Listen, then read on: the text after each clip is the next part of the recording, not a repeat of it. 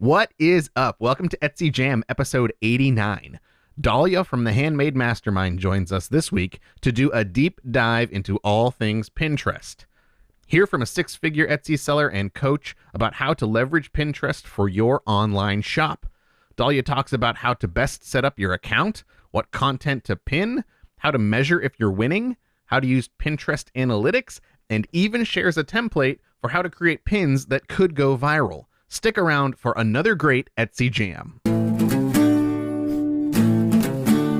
What is up? Welcome to Etsy Jam. I am Gordon from Marmalead. And I am Richie from Marmalead. And if you don't know what Marmalead is yet, and you have an Etsy shop you care about, you gotta go check yourself out some Marmalead.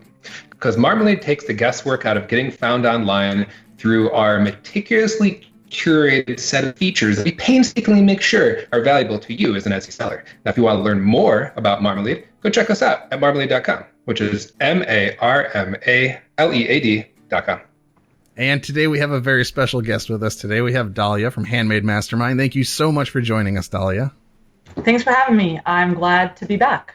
Yeah, and this, like you said, we've had you on the Jam in the past, way back in episode 25, which time ago. It blew my mind. I was looking it up. I'm like, surely we've had her on more than once, because it feels we talked to you so much. You're a really close friend of ours, and it's like, how have we not had you on the Jam more than once? But it's anyway, my fault. Honestly, I'm always very busy, and I can't seem to fit you guys in, even though I chat with you often. But it just means we'll have to have you back again later. Yeah, absolutely. So if you guys want to check Dalia out, the previous Jam that she was in was episode 25, and we chatted about all kinds of interesting stuff back then. Today, we're going to kind of be very topical with our conversation with Dalia. We're hoping to talk about Pinterest and kind of do a deep dive into Pinterest. I don't think we really have anything that focuses on that space very well, and Dalia is a fantastic person in that space to really be able to teach that much better than Richie and I know Pinterest. So we're excited to have you for that reason too. But before we get into it, do you want to give us a little bit of background on yourself, Dalia, and selling on Etsy, a little bit on Amazon Handmade, and the coaching that you do now? Yeah, so I started, the end of 2010, but really 2011, the beginning of 2011, I started with my stationery shop on Etsy, and that's expanded from art prints to actual stationery, thank you cards, invitations, and all the sort, right? I think about a year or so later, I wanted to help people because I feel like I figured it out. At that point, I became a six-figure seller, and I wanted to just take some people under my wing. And it blew up into the Handmade Mastermind, so much more than a few people under my wing. And what I do is I teach people how to drive traffic to their shop, website, Amazon, and help them convert that traffic. So, like I said, I sold on Etsy, and I still sell on Etsy. I have two shops there. I also sell on Amazon Handmade the moment it opened up, and I have my own website as well. Hence the busy schedule. Yeah. I mean, Handmade Mastermind essentially takes up my schedule full time, which is awesome. I love teaching. And when I could fit in my e-commerce business, I do. And definitely during the holiday season, it takes over. Yeah, I can imagine. So jumping into the Pinterest space, this is something that I think is super beneficial to a lot of Etsy sellers. It's a very visual platform. There's a lot of people on the platform, and it's just really starting to pick up marketing wise. It kind of feels a little bit like how, Twitter did way back in the day when there wasn't a whole lot of marketing going on. And then they started to get into it, doing more like promoted tweets and all that kind of stuff. It seems to me anyway, as kind of an outsider to the Pinterest space, that is really picking up for people who are engaging with Pinterest. Give us like an overview of the Pinterest landscape from the perspective of an Etsy seller. Pinterest has been around for a while, and I feel like I should have been more well prepared. But you guys know, a lot of people know how long Pinterest has been around.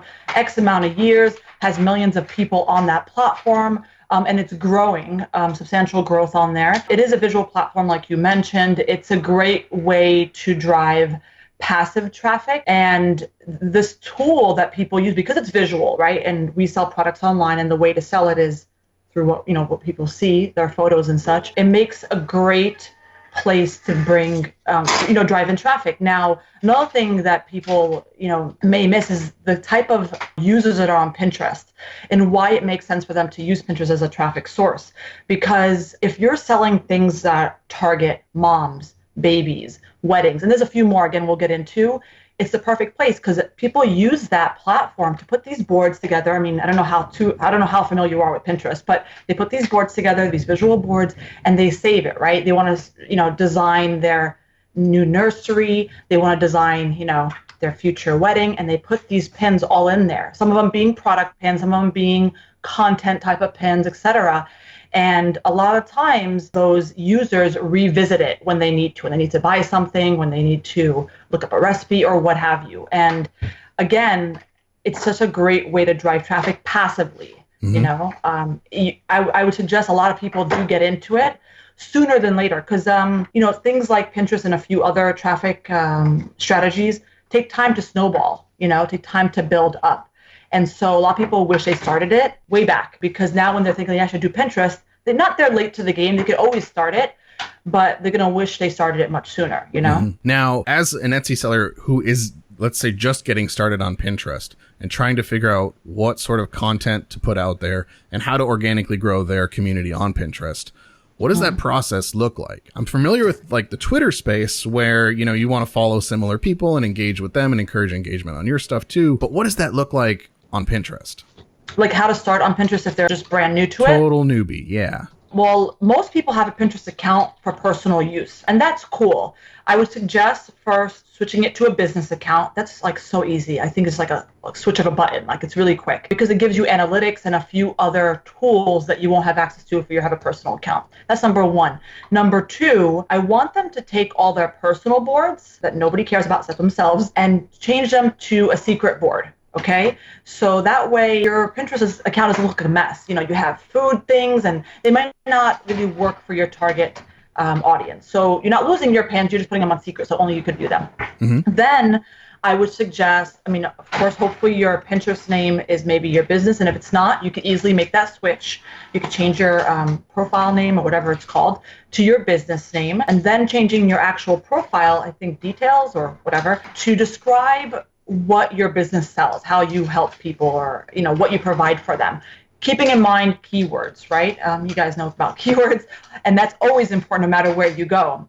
It's applied differently depending on what platform you're on, but definitely putting it in the profile is important. But, in short, people should know what to expect when they visit your profile. Your profile picture, some people say it should be a logo. Some people say it should be of your face. Do what you want, as long as it looks professional. I think that's not going to be like the thing that makes you successful or not. It's going to help maybe, but do what you want, make sure it looks professional, okay? And then I would start out with the boards one board, your brand board, that has all your pins on there. And then additional boards that you're able to pin your products to, but help give value to your customer. So for me, I sell stationery, and some of my stationery is birthday invitations, okay? So one of the boards I would do is planning a birthday party, right? So the first birthday party. And so a lot of your users want to pin things like decorations and all these other things that you don't particularly sell, and that's fine. Or like a checklist, all these things. Pin that along with your pins. You're providing boards that are valuable to them, and then in the future you could use those boards to, and again we'll get into this, but connect it with Tailwind, and that's the third-party platform I use to help me make it more passive. And so it's easier because now you have these curated content as opposed to just having your pins. And Pinterest wants you to have, mix it up, not just pin your own pins. But by setting it up that way, you look valuable to your customer. When Tailwind set up with it, it does it in an order where it mixes up valuable content with your own. And when Pinterest sees that people are pinning pins that you've pinned, even if it's not your own, it's almost like a listing quality score. You guys know about that, right? On Etsy, it's the exact same thing. Your account pulls some weight. If you're not a quality pinner, they bring you down. But if you are a quality pinner, they bring you up, Gotcha. So is that one of the reasons that you would suggest that people change their personal account over to a business account instead of just spinning up a totally fresh Pinterest account? The reason why, I suggest switching it as opposed to making a new one, because I personally just don't think people want to lose out on the personal pins that they've pinned. That's the only reason. We have a lot of, I don't know if you personally use it, but we have a lot of recipes saved and all this stuff, and I don't want to give them up. That's the only reason. Otherwise, you could start with your current personal account, because even though that whole quality pinner thing, you might have had some pins that, worked well. But if you're starting fresh, you're literally starting at neutral, as if it was like a new listing on Etsy. So it's not bad, but using your personal account is not going to start you like in the negative space, if that makes sense. Yeah, I got you. It does make sense, yes. Yeah. So Pinterest, Gordon, you keep using the example of Twitter. Pinterest really reminds me of Instagram, but Instagram, if you could put all of your photos into boards, like in collections, it's almost, they're very similar to me, but they feel very different. Earlier on, Dalia, I was mentioning to you that Pinterest feels very polished to me. It seems like everything came right out of a magazine, whereas Instagram is more of, they're famous for those Instagram filters, but it's otherwise a pretty real kind of photo. Instagram is full of people that like went to the beach and took a photo and threw a filter on it, and it looks kind of, I don't want to say gritty because that's not the right word, but like a little bit more real, less state. Would you agree with that? I agree, and there's a few reasons why. Always keep in mind the user when you're trying to use a platform for your business, right?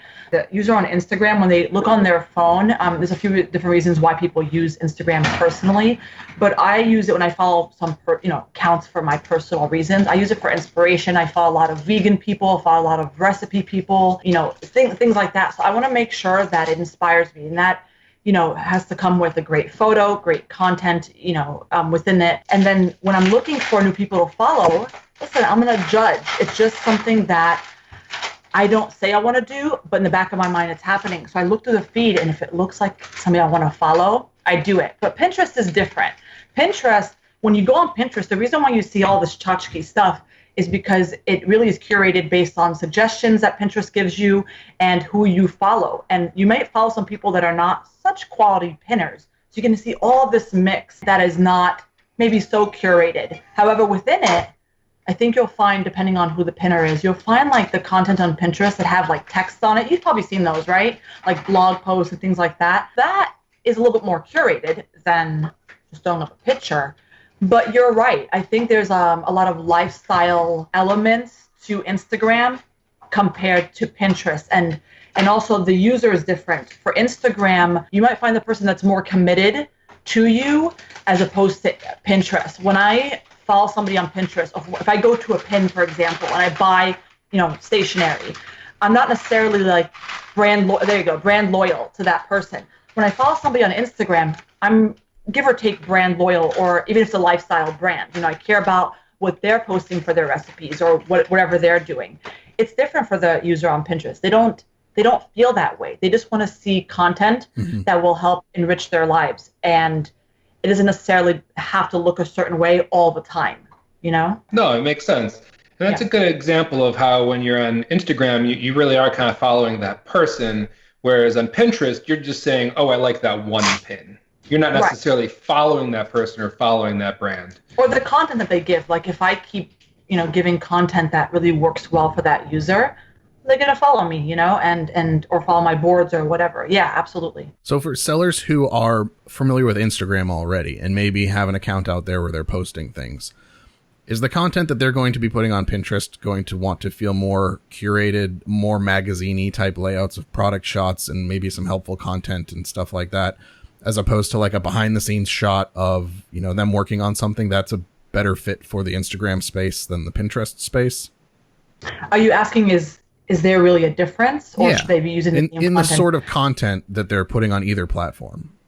Absolutely. So I know we're not talking about Instagram today, but the difference is for Instagram, there's a few different, guidelines you could follow for the type of content you post. Besides it always being valuable, no matter what you post, and then of course, beautiful photos, give or take, you want to either educate them with the post, you want to inspire them with the post, you want to give them some value, even if it's behind the scenes because they care about, or it makes sense to understand your process. Like people have to understand that I'm a person that is double checking their stationery, or Jessica is double checking their stationery. It's going through hands, and we actually do double check. She looks through them to make sure there's no crazy things happening.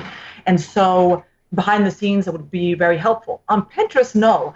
People are like, am I allowed to curse on this podcast? Go for it. People are like content whores on Pinterest, right? So they want to gather these things to help them, and so they put it on board. So again, if I'm looking for quick 30-minute meals, I want to gather as much as I can, put it on this board, and I can refer to it when I need to. If I want to if I'm pregnant, I'm about to have a baby and I want to prepare for the nursery, I want to gather all these things, these checklists, what to pack for the hospital, how the nursery is going to look, all these things on there. And because it's for free to do so, you could just gather and put it. And it's really helpful. So then I could just go and refer to it when I need to. And of course, I give you more board ideas, but it is important that you understand and respect the platform and understand the types of things you pin on it.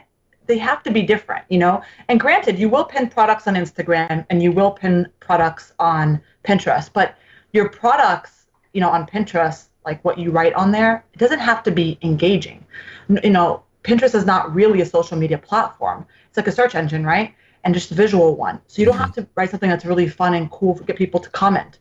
No, nobody's commenting on there, But on Instagram, you do. So you could pin similar things, but it's the nature of it is different. You don't have to be engaging on Pinterest.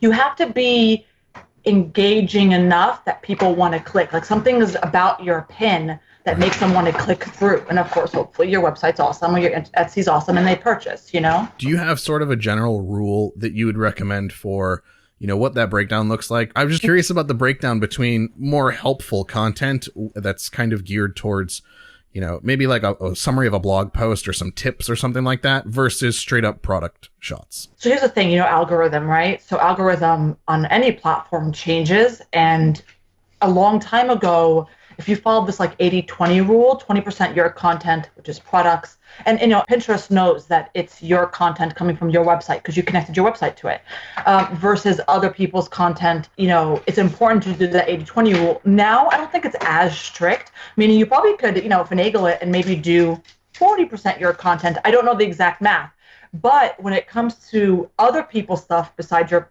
products, you could do other people's products. Obviously, don't pin. Like for me, I wouldn't pin stationary items. That's just stupid. Yeah. But other people's, that's very valuable to your user and other content. The key is not, should we be pinning a certain amount of products versus content versus checklist versus this? That doesn't matter. The right question is the engaging content. Which type of, pins will get somebody to save more, repin, save more, click through all the stuff, about engagement, right? And Pinterest also measures that to see, Dalia pinned this pin, regardless if it's hers or not, how many people are clicking through it, repinning it, and they base it on impressions and, all that stuff. So they could see how great is Dalia as a pinner. And so if I just pinned product pins, myself and other people's, I could still be as awesome if the other pins are rock stars, and people click through and view them and repin and all that stuff. That's a little harder, to be honest, because people love blog post content checklists, but you get the point, right? Absolutely. Yeah. And so you mentioned too, one of the perks of signing up for the business account instead of just the regular personal Pinterest account is the analytics that comes with that. Yeah. What sort of analytics can you have access to, or do you as a Pinterest user use most? For Pinterest business analytics, you're going to see quite a bit of things. One, you're going to see in general how your account's doing based on impressions. How many viewers you have monthly that see your pins, like just view it, like they can see it on their feed, which is great. And then you're going to see how much actually actively engage with those pins, whether it be repinning or just clicking through. And then you'll even see a separate section for analytics that are just based on your website pins. So how much people viewed them, how much people clicked on it, how many people actually went to your website. And of course you could use Google Analytics for some of that, but it's all placed right there, And I wanted to make sure that I was clear that when you first log into the account, the general analytics, you see your monthly viewers for all your pins, your product pins, as well as the other pins you've pinned to your account. But when you get into your website one, you'll see again, impressions, monthly viewers for just your website pins. Now, just for the record, I want to make something very clear. When you use a business analytics, blah, blah account for Pinterest, you know how you can connect your website so it knows that, these are my pins. But if you have an Etsy shop and only an Etsy shop and you're pinning from your Etsy, you cannot connect your Etsy account to Pinterest. Gotcha. You don't own that website, right? But it automatically has rich pins, which is awesome. But you can't connect it. So you can't particularly see analytics for your Etsy pins, if that makes sense, for your shop. But if you have Google Analytics going on or whatever, you can see your regular shop stats. You can see how many people actually came from Pinterest to your Etsy shop because of your strategies, you know? So what are some of the things that you personally measure in your Pinterest account to know that, you know, it's working, you're doing a good job? So 1 month it's going great, and then you're going along and you see whatever this is that you're measuring, you see it go down a little bit and you say, okay, something changed, I need to fix it because that metric went down. Do you have a metric? Like, how do you know? So I understand my market and my highs and lows throughout the year, right? Based on the type of things I pin. So I'm stationary, I'm invites. I know there's actually times of the year where it does better than others because I've been around for a while. But two, you know, I see my sales go up during that time. So usually people are searching for that type of stuff more on a variety of platforms. So I have to keep that in mind. So if I see a dip, it doesn't necessarily mean I have to change everything because the dip might be normal. Next, I look at the analytics and I look at a few different things. I look at impressions for my website pins. Okay, I mean, I do care about in general how my account's doing, but nitty gritty, I go to my website pins. So that's a separate section of the Pinterest analytics, which is really awesome. And I could see how many impressions I got, how many monthly viewers. And so I should, for the most part, because of my strategies, I should always be increasing. Okay. If I see a relatively big, you know, drop, then usually it's because either Pinterest went in, cleaned up house, you know, got rid of like bots or whatever, you know, or something in my strategy is not as effective as it used to be because, you know, algorithms change. You technically don't see a big drop. That usually means something's not connected right or something that you don't have to really worry about. But if you see a gradual decrease, then yeah, I must have changed up strategies and I start to test things out. And that's a story for another time, but until I figure out what's going on. So I look at impressions to make sure it's going steadily, you know, based on my strategies. And then I look at repins or clicks to the pin based on impressions, right? So if I have like, and this is just a number, 1,000 impressions, and I had 10 clicks to the pin, that's it. They just click the pin to view it, right? What is that? 1%. So I should understand what's considered average when I look at these stats, right, and analytics. So over time, when I start to see that I'm going higher, you know, click-through rate, right? That's what it's called, click-through rate. Not to website, but just the actual pin based on impressions. I know if I'm doing good or not, you know? And I have a certain click-through rate that I'm used to. I can't tell you what your click-through rate should be. You need to base it off of your market and all that stuff, right? Because I'll be honest, I do pretty well on Pinterest. I get a lot of traffic from it, but I know there's people I've taught Pinterest to that do much better than me because their type of products just do much better on there. There's plenty of room for all of us, but they're in the wedding market. Like, that's where people are hanging out for wedding. And I'm in like, I'm being honest, like my invite pins get a lot more views than my personalized stationery pins. You know, it's just what it is. So I can't tell you what your click rate should be. It's just based on your market. So you have to kind of look at it over time and see what's considered average and use that as like a base to understand where you go from there. And then I look at the ratio between when people clicked on the pin to view the pin and then click through my website. And again, I get an average over time to see what's considered normal and see if that goes up or down. I literally have a book here. Where did it go? I have a book here. I'm not going to open the book. It's top secret. Where I write these, not really, well, kind of. I write these things down and I date things to see. And so then I check back in with this book. I do tests in many different platforms. And I see, okay, Pinterest for this month, my click-through rate has been, let's say, for example, 5%. I check on it. This book helps me track it and check on it, you know, and see how I do. So that's the analytics I usually look at when it comes to seeing if I'm doing well or not. That makes sense. That was a loaded answer, but. So with Pinterest, it seems like a lot of the currency of Pinterest are those impressions, that click-through rate. Do you see a lot of people, so things are getting pinned, people get the ideas, do they end up going and buying from the things that got pinned, or is it kind of like, this is the idea? And I guess it depends on the market too, because if I found like, you know, oh, I'm going to make this recipe, right? And that's the type of pin I found, I'm probably just getting everything at the grocery store. I'm probably not going to, you know, go to 8 different places to get ingredients online. But with the type of thing that you're selling do they typically, you put this pin board together and then they go to you and then they go to this other person? How does that work? Yeah, I love your question because essentially you're asking is, okay, you're doing all this work. Do people actually end up buying it? Do they end up going somewhere else? Because they got the idea, but they go somewhere else. The whole recipe thing, I know what you're trying to say, but nobody posts recipes just to, for ingredient buying online. It's other reasons how they monetize those blogs. And I think you know that. But, Pinterest, and this is kind of sad to say, but I'll say it because it's the honest truth. It doesn't have a very high conversion rate. But before you're like, oh no, why are we doing this podcast? Let me explain why I still use it. Because the positive is because it could be a passive strategy. And even if you don't use a program like Tailwind, sometimes while you putting those pins out into the world, they keep repinning. A while ago, a third-party tool went away. It was Board Booster. I don't know if you guys heard of it. It's a big mess, but they went away. And so I stopped using it and used Tailwind. It was a month's time where I didn't use anything. And I still had pins being repinned and I still had purchases because, passively things are still being shown and seen and et cetera.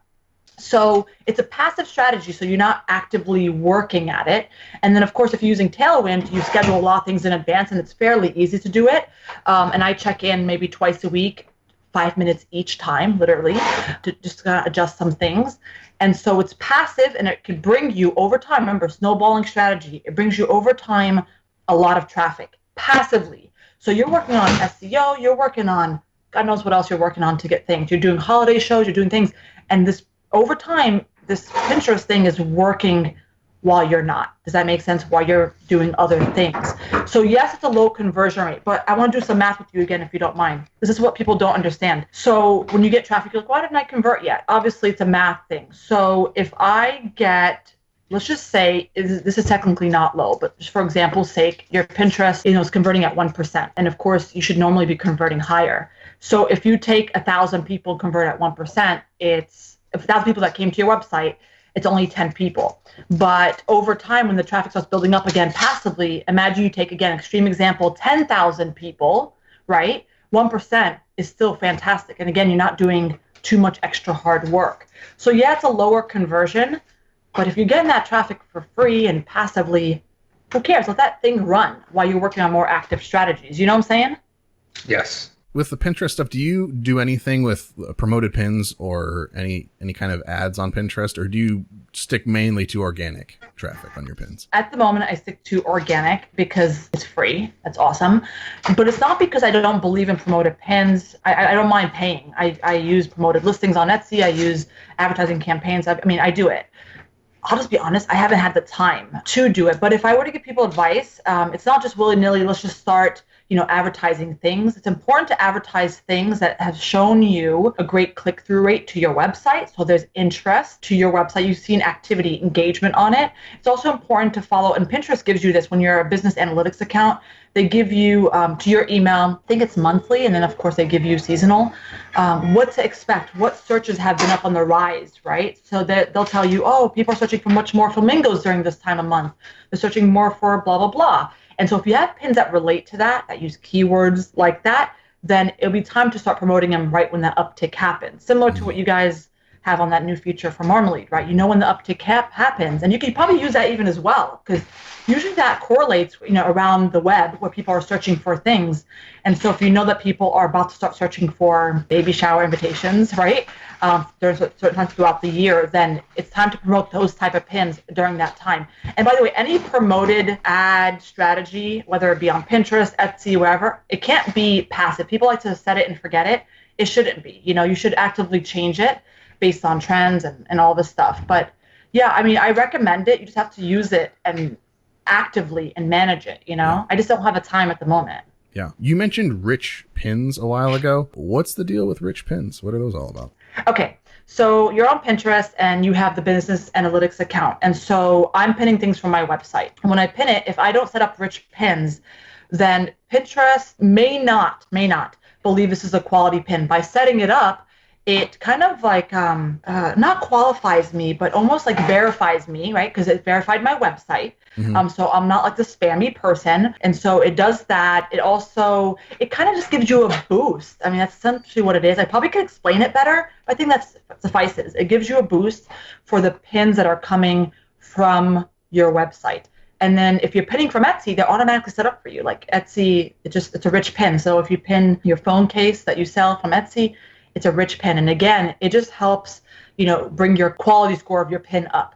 And so you might be found more in search when people search in Pinterest. You might be shown more when people are looking at their feed, et cetera, compared to people that are not rich pins, Rich pin also grabs information from your content. So even if you're not a blog post, so if you're a product, it understands your product pin. It understands that, it can read your description within your pin as well. So, doing that pulls that information, makes it even better quality. Without it, it won't be able to pull your description from your product pin. Does that make sense? Yeah, that makes perfect sense. So it sounds like you'd almost always want to use a rich pin if you can. Oh, absolutely. Yeah. Absolutely. I mean, like I said, it's already set up for you on Etsy, so you don't have to do it. It's fairly easy to do on your own website. And I believe even if you're pinning from Amazon, I'm sure it's rich pins already. But if you just literally just Google how to set up a rich pin for my website, there's a few blogs out there that can easily help you walk through 3 steps, and that's it. Yeah. But absolutely do it. It's free, it's easy, and that's it. Can I tell you guys something? Yes.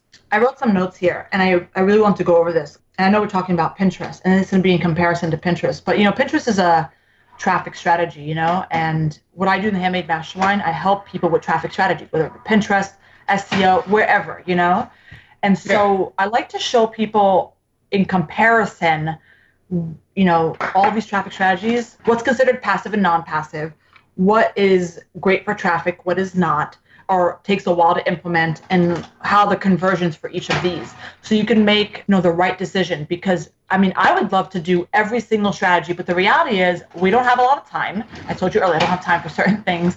And so I want people to pick their strategies, what they could do as soon as possible that makes the most sense for their business type. So, for example, Pinterest, like I mentioned earlier, is passive. Even if you don't use a third-party tool, which I recommend you do eventually, right, very soon, it still becomes passive because as you're pinning, it's out in the world and keeps, it stays there forever. So it's passive. As far as traffic, it can bring you high traffic. Again, over time, takes time to build. But again, for conversions, it's usually lower than the average, okay? But let's compare it to the other ones if you don't mind.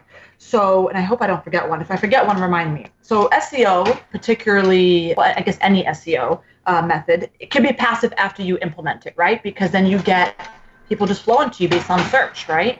So after you implemented it, it's pretty passive. And depending on which SEO strategy you implement, if it's Etsy, if it's Google, whatever, Google's usually slower start because you're competing with the whole lot of websites that have a better website quality score than you, because you're either newer or whatever. But in general, this takes some time to get it going. Okay, so traffic, you might see it trickle in, and eventually over time it becomes more and more. And then as far as conversion rate when it comes to SEO, again, it depends on which platform you're on, but it's pretty decent conversions, okay? Because people are searching for you. You haven't put it in their face. They have the need that they're searching for, But when you compare it to Instagram, it's not really a passive strategy at all. You have to be fairly active on it because once you post, you're down below, right? After X amount of days. So it's on somebody's feed. So it's not really a passive strategy. And the traffic, I would say decent traffic if you use it properly. Okay, if you know how to get people to be engaged with you, it's pretty decent traffic. And now Instagram has a feature, I think they had it for 6 months or so, where you could connect your shop and people could click on the product. I don't know if you guys have seen that. So you can connect your products and literally click on the photo and it directs you to the actual listing, wherever it may be, on Etsy, on wherever, which is pretty cool. And so conversion rate is pretty decent, again, if you know how to use it. And with that new feature, you could probably, make it work to your advantage regarding conversion rate. Because the reason why I used to hate Instagram a long time ago is because you do all this hard work, it's not passive, etc. But there's nowhere to click through. You can tell them, go to my URL on my profile. Oh, so much hard, hard too work. Much work. That's like two clicks. It's too much work. Yeah. I'm serious, right? But it's what it is. People don't want to bother. But now that it has product pins, post, you can click through. So the conversion rate technically should improve, because of that. The last thing I think about is email lists, which I'm a big fan of. Email lists, there's 2 ways to go about it when it comes to a passive and non-passive strategy. It's technically when you first start out not passive, but you could implement auto responders, email series that will go out in a certain amount of times. Like if you sign up today, you get an email sent out, obviously immediately with the coupon code, and then over the next month, over the next 6 weeks, etc. You can have your whole year set up in advance, even with campaigns that are not particular to a certain time of the year. And in between that, if you want, you could do other active strategies. But if you don't start out that way, it's fairly active. I actively make my campaign every month. I did a Labor Day sale recently. I did a back to school sale recently.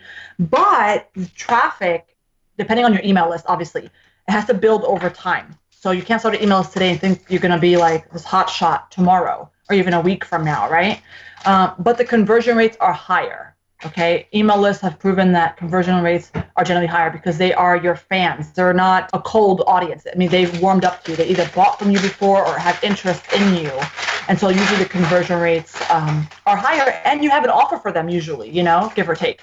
So I just want to compare all those because when you're making a decision to pick, if you're just like brand new to like life, right, selling online on Etsy, and you're starting to work on other traffic strategies besides Etsy SEO, you have to pick the right one for you at that moment. Again, I wish you could implement all of them today. You can't. It's just the reality of it. So pick the one that's, that makes the most sense for you. Yeah, that makes a ton of sense. You can't do everything at once, and it's definitely worth it to do a handful of things well than try to do a whole bunch of things, get burned out, and don't finish them.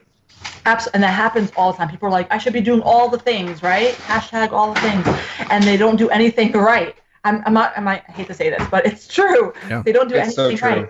When I do coaching sessions, I'm like, they have a fill out questionnaire and they tell me where they are on social media.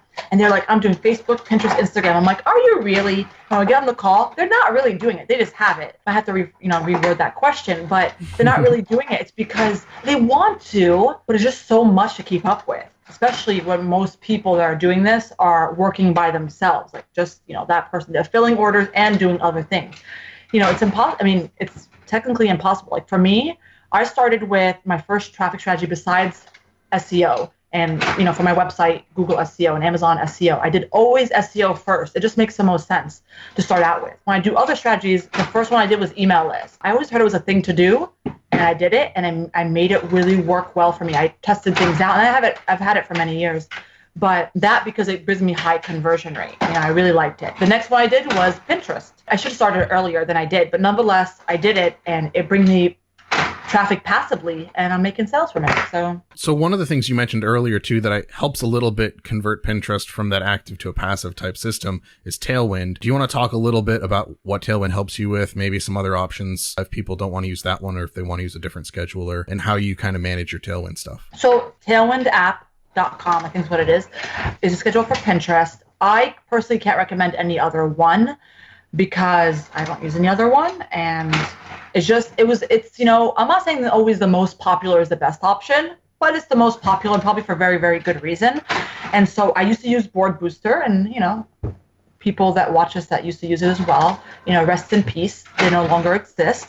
And the way to use Tailwind, and again, I could only recommend that, is all in advance, you could schedule, and it's very easy to do it, and I can't explain it because I can't physically show you it, but you pin all your items, and this is how I do it. I do it in the most effective way, right? And even efficient, but I pin all my items, I schedule them, and then I start to do other people's content, and you could join tribes, which is, curated content for your type of users, right? So I join birthday ones and all the stuff that works for my users, and I pin all their stuff. Gotcha. And then when I put it into my scheduling, I could then shuffle it around. So it's not just all my stuff and all their stuff. Yeah. But the reason why I do mine first and theirs second, because it's just easier. It's more efficient to do that. It goes faster. And so I do that. I shuffle it, and then what I do actively throughout the week, again, every 2 or 3 days, if I remember sooner to do it, I could do even more. I go to the tribes that I belong to, and the key with the tribes is, you're putting content from there, which they encourage you to, and you could put your own content in there. And the reason why that's really awesome is because in order for the tribe to work, people are encouraged to pin from there. And you might say, Dalia, it's going by the honor system. Yes, it does, but people are also, what's the word? It's always in the best interest to pin from that tribe. So they'll pin from your pins because it's already curated for them. Right. They join that tribe because they need content like that. So they put their own and they get from it. And yes, on the honor system, but you'd be a fool not to pin from those pins because they're already done for you. You don't have to, search Pinterest to find things that look good. And in these tribes, you could also see which of these pins are more popular than others, you know? And so if you want to mix it up with really popular pins and, you know, some newer pins, that's fine. I just think that using Tailwind, if you're trying to get used to Pinterest, fine. You don't have to start out with it. It can be overwhelming. But using it in the near future, it just makes the most sense. I mean, why would you want to waste your time? Learn how to use it, you know, research a little bit. There's YouTube videos on it. Obviously, I teach it as well, but it's fairly simple to get started on, you know? People that I see that are pinning manually and they're going in often, I'm like, but why? But why? They might not know about it, which I doubt. I just think they may not be comfortable with it. It doesn't hurt to try it. And actually, it's a really good price if you do it for the year. I think they only have yearly. They might have monthly subscriptions, but the yearly one is even cheaper than Board Booster used to be. So as long as you're pinning quality things and adding new things to Pinterest that are, you know, geared more towards quality than quantity, is there a certain number that like you just more is better, or is there a limit where like if you're pinning more than 10 things a day or whatever, for example, people are just going to get tired of it and overwhelmed, and it's not going to be helping you? You know, when you say people can get tired of it, I'm assuming you mean the person's followers. I wouldn't be too concerned about it. The way to win on Pinterest, you see, I haven't even mentioned followers yet. It honestly doesn't matter. You'll get people following you, and that's great because you want people to see, you know, your stuff that you're putting on their feed. That's great. That's not where you can actually win. You can literally start with no followers or like just your friends and family and still make things happen, especially because of the tribes. You know, you put your pins in front of people who are interested in pinning your stuff, in which their audience will see it. And of course, there's group boards and the whole thing. But, you know, you don't necessarily need to follow a certain strategy. However, because of algorithm, there may be, how do I say this? Pin more than 10 pins a day, okay? People say there is a nice, like, healthy medium when you're pinning 20. So I would not pin less than 20, okay? That's some guideline. I personally don't pin more than, how much is it up to now? I don't think I pin more than 50 a day. And just for the record, it's not just pinning it to my account. I'm pinning, you know, to group boards, to multiple of my boards. Like, there's a lot of things happening. It's really dynamic in my account. And of course, it's not just my pins, it's other people's pins. I don't pass 50, and 50 at the moment, or 40 or 50 works for me. It's possible that more than 50 could work for people. I haven't tested it out yet. Mm-hmm. But, you know, start with 20 pins. And the scheduler, Tailwind, again, don't do it manually. That's silly. Tailwind, you could go in and adjust the schedule and say, I want to have 20 spots each day or 23 spots. So when you start the schedule, it starts to fill it up. So yeah, I would say that's a decent guideline. And I'm sure there's a point where Pinterest does, again, I haven't tested it yet, but there's rumors that Pinterest does, you know, not like you if you're too out there. But I can't imagine it will be too bad if you are pinning quality stuff. Yeah. If you're just pinning to pin and they start to notice that, wow, Dalia's account pins 100,000 in a year, but her engagements like this. Mm-hmm. But Sally pins 100,000 in her engagements like this. You know, I pinned a lot. They push me down, but they're pushing her up, even though we're pinning the same amount. It's just she's pinning much better things. So, and that's how algorithm always works. They want to make sure that the Pinterest user that's using the platform is taken care of. Yeah. And so, yeah, if you pin quality stuff, like all the stuff really matters. You know, again, respect the platform. People think about the user. You know, what they want to see. So taking the time to find quality things to repin, not just your own stuff, is really important. And if I may say something, you know, when you're pinning your own stuff, a lot of people just pin from their website or Etsy shop, and that's cool. But if you have a lifestyle photo, and what that means is like, you know, like it's stylized, right? Like for my stationery, I have a notepad, I have a pen next to it, a stapler, a paper clip. It's like a lifestyle, right? You can envision it on your desk. If you have that, then great, pin it. If you don't, you know, can you imagine this boring, bland photo that's being pinned on Pinterest in the feed of all of these amazingly, like, vivid photos? Nobody's going to click through to you. Nobody's, you know, it's just, so I also encourage people that, I mean, if you have lifestyle photos, great, pin those. But on top of it, if you don't, you should be creating templates, I guess you would call them, that have your photo. So imagine it's like a long pin, right? Long pins are all the rage, right? And this is a little bit too long. So you would have like your photo, depending how you set it up, and above you'd have some text. You'd have your website, like really small for branding, but the text should be something that draws them in. So think about the biggest value that you're providing that customer. And you can change it up between the different pins to test things out, but whether it be like, I offer kids stationery that does really well, and there's a certain thing about it that does really well. So I'd probably highlight that benefit for it, or fast shipping, or, you could choose your colors or whatever it is that gets them to be drawn in to click through.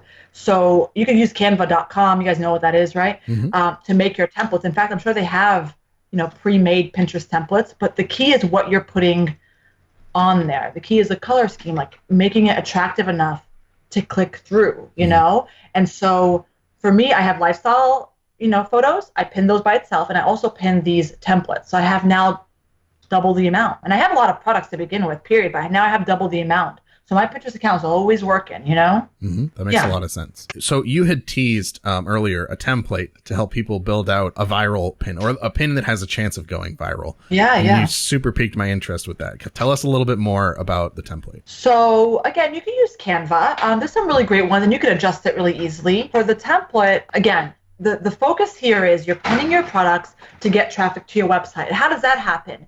You have to think about your customer, think about what their needs are, why they're using Pinterest, how you get them to click through, all that kind of stuff, right? And so when you're designing this template pin and you're putting your product in it, again, keeping in mind that your photo currently is probably just not bland, but it's not like engaging, like visually engaging. You put things like, again, your website in the bottom for branding reasons, but you put things that will draw them in. I go over things like benefit to the customer, a feature that's really awesome. And the way to think about what really matters to your customer is what they're messaging you about, right? Can I change the color on this? Can I add this? Can I add, whatever it is? Or look at your reviews, look at your competitors' reviews, and see what your customers are pointing out that they absolutely loved or hated because somebody didn't take care of it for them. Those are things that really matter to your customers. If you don't mind me mentioning, I have a PDF that is like a cheat sheet that will help people. It's almost like a checklist that lets you go through the things that will help you design a viral pin, keeping the things I just said in mind. May I mention it? Or yeah, absolutely. If they go to the handmademastermind.com/resource sign up, that's one word, resource sign up. You can sign up for my resources, and the first thing on the top is going to be the Pinterest cheat sheet. Okay, there's a lot of other resources you can look at, but that's the cheat sheet. Download it, use it, follow it in order to help you create a pin that's more engaging, people want to click through to, In the top of that cheat sheet, I kind of help you determine whether you need to make a pin or not. That's a template. And it's always good to have it, just to have extra pins out in the world. I like to test things out a lot, whether it be SEO, pins, anything I like to test out. But I like to see which people are more engaged with. But if you definitely don't have a pin that's visually appealing, a product photo is visually appealing, definitely go the template route. In fact, I sometimes encourage having two templates, just something that's completely different. And so this cheat sheet, if they download it, will help them go through things to consider, to highlight, with text pretty much on that pin. It also goes over things to consider when you're designing, so contrasting colors and a few other things to keep in mind to make sure it is visually appealing, That's awesome. Dalia, man, this was fantastic. You went through so much different stuff. Yeah, this is awesome. I have so much more to talk about, but yeah, we have to wrap this up. So. We'll have to have you back. Part 2 Pinterest, and then we can cover Instagram, right? And all the other fun stuff too. Yeah. Awesome. But yeah, no, this is fantastic. Thank you so much for taking the time to chat with us about everything. I had a good time. I'm glad I came back, and again, I have to come back much sooner than I did last time. Yes, we have to not just talk about it, but actually bring you back. So obviously, if people want to hear more from you, they can check out Jam episode number 25. But where else should they head on the internet to find more about Dalia and the Handmade Mastermind? The best place is my Facebook group, the Handmade Mastermind. You search for that on Facebook, you'll find me. The community has over 7,000 people. I do, the best part about the community, besides it being awesome and led by me, is that every Tuesday I do Facebook Lives. They're for free. They're filled with content that you feel like you're paying for, but you're not paying for. I'm really interested in leading people in the right direction, to give them value in their business and help them make their business sustainable, everywhere on Etsy.com, everywhere, So the Facebook group is the best place. And of course, if you sign up for my free resource library, which is the handmademastermind.com/resource sign up, you'll be on my email list. And so you'll always hear the best things. Well, thank you so much. It was a pleasure talking with you. It was great talking to you guys as well. Absolutely. And we will see everyone else next time on Etsy Jam.